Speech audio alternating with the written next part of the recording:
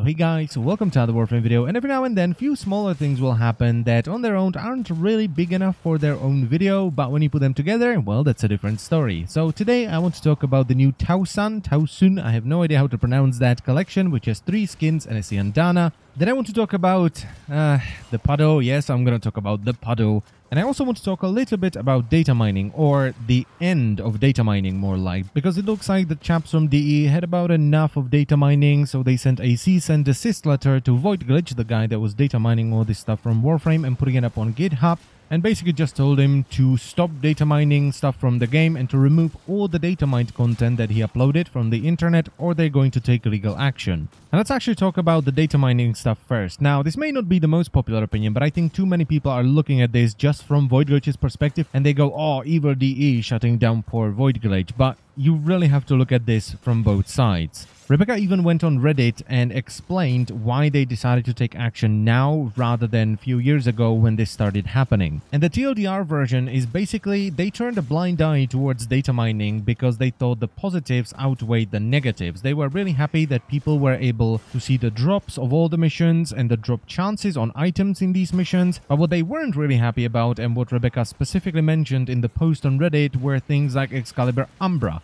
And she also mentioned Prime Streamline, which is an item that was data mined years ago and never made it into the game. And to this day, people are like, well, where is Prime Streamline? It was in the files like many years ago. You still haven't given it to us. I think it also had to do something with the fact that the first draft of the second dream got data mined and leaked too. I'm not sure if they said it themselves or I just read it somewhere on the internet, but I read something about the second dream taking so long because it got leaked, so they felt like it was ruined. And it was one of the reasons why it took so long, because they just scrapped it and redid it. But don't take my word for this, because I'm not sure if it was the chaps from DE saying this or someone just wrote it on the internet and that's how I remember it. Also, we are slowly approaching TennoCon, so if they wanted to do some kind of a surprise, you know, maybe a stealth update that they're gonna release when they walk on stage and be like, surprise bitches, here is a thing, they can't do that because people would data mine it before TennoCon.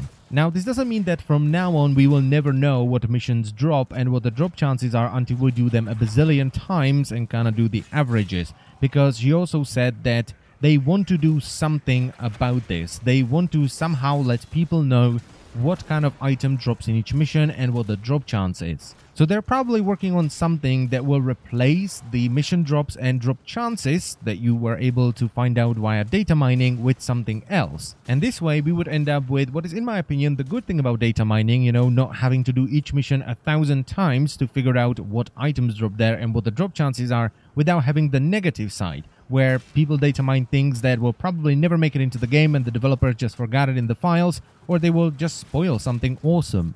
Voidglitch even responded to Rebecca in the Reddit thread asking her if there is any way they could talk about this and maybe she could specify the type of information he is allowed to publish so he could still do this at least a little bit.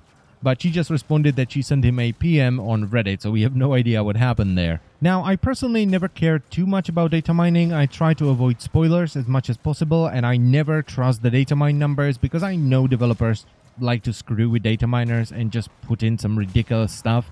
I mean, if you've ever read any data mine stuff from, for example, World of Warcraft, the developers put in the craziest stuff, so I never trusted data mining too much. But I think the majority of people were checking out Voidglitch's data mine stuff just to see where to go and farm certain things. And I hope this whole situation will end with something that gives us this transparency in-game, so we don't have to go over to GitHub and read Voidglitch's data mine stuff or go over to Wikipedia to figure out where things drop and what the drop chances are. I mean, my most popular videos by far are about farming because people just start playing the game and they have no idea where to go to farm things. So yeah, even though I'm kind of indifferent about this whole situation because I do play this game for a living, so I can afford to run a mission over and over and over again to figure out what it drops, I'm kind of sorry that you guys won't have this information available anymore. And it sucks that they had to force him to basically stop and remove everything via a cease and desist letter, but I also understand why they did it. And that's enough doom and gloom, let's talk about the Puddle. People have been going batshit over this Puddle. What could it be? Is it Umbra? It's a Puddle. Could it be Hydroid Prime? Well, it's a Puddle. And all this different kind of stuff. Be very, very careful, lads, because this may end up being just a teaser for new water effects that we're going to get with the Earth tileset redesign. So the way I see it is I see a bunch of people getting hyped over something that may turn out to be nothing or something very small. I would turn down the hype just a little bit if I were you, because that way, if it turns out to be just new water effects, then you're not going to be disappointed. It's going to be like, oh, it's new water effects. But if it is Umbra or Hydro, it's going to be like, well, bloody hell, they added Umbra. So yeah, the way I personally see it is it's a puddle. Nothing more, nothing less. And finally, a new 4-piece collection has been added into the game called the Towsun Skin Collection. You can pick this up from the market for 105 Platinum, which is pretty damn good, considering it is a skin for the Keshek, Twin Roga, Zar, and it also has the Centura Towsun Siandana.